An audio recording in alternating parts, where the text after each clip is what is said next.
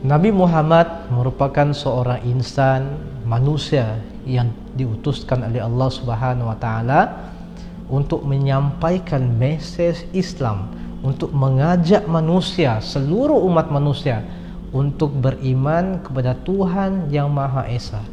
Termasuklah juga kepada ahlul kitab. Ahli kitab ini, kaum ahli kitab ini adalah golongan yang keliru dan telah menyimpang jauh dari kebenaran, dan disebabkan itulah Allah Subhanahu wa taala mengutus Nabi Muhammad sallallahu alaihi wasallam untuk memberikan penjelasan tentang kebenaran yang sejati. Dan Allah Subhanahu wa taala telah merakamkan firman-Nya menerusi surah Al-Maidah ayat yang ke-15.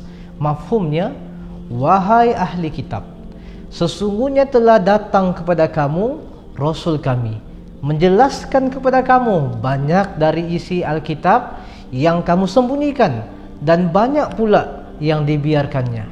Sesungguhnya telah datang kepada kamu cahaya dari Allah dan kitab yang menerangkan. Di dalam ayat surah Al-Maidah ayat yang ke-15 ini menerangkan tentang perkataan Rasul yang disebutkan, di mana perkataan Rasul itu adalah merujuk kepada Nabi Muhammad sallallahu alaihi wasallam, dan pandangan ini juga adalah pandangan daripada Imam Qatadah. Dan perkataan nur yang disebutkan ataupun cahaya dalam ayat surah Al-Maidah ayat ke-15 ini juga adalah merujuk kepada Nabi Muhammad sallallahu alaihi wasallam. Menurut Imam At-Tabari, melalui Nabi Muhammad sallallahu alaihi wasallam, Allah Subhanahu wa taala menerangkan kebenaran, memenangkan Islam dan menghapuskan kemusyrikan.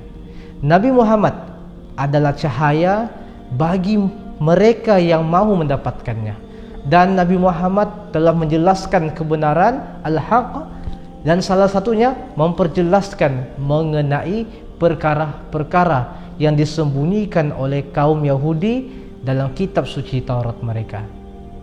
Dan dalam ayat yang lain juga, sebagai contoh dalam surah Al-Maidah ayat ke-19, Allah Subhanahu wa taala menjelaskan fasa kekosongan para rasul antara Nabi Isa dan Nabi Muhammad.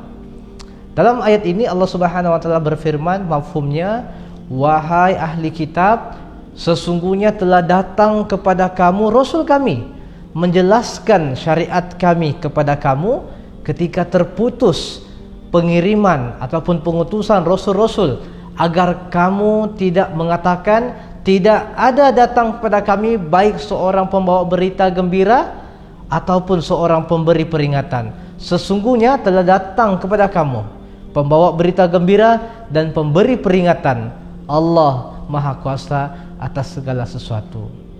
Ayat ini menjelaskan bahawa Nabi Muhammad adalah seorang pemberi kabar gembira, sekaligus pemberi peringatan kepada kaum ahli kitab, yaitu golongan Yahudi dan Nasrani ataupun Kristian, dan juga semestinya kepada seluruh umat manusia yang ada di dunia ini.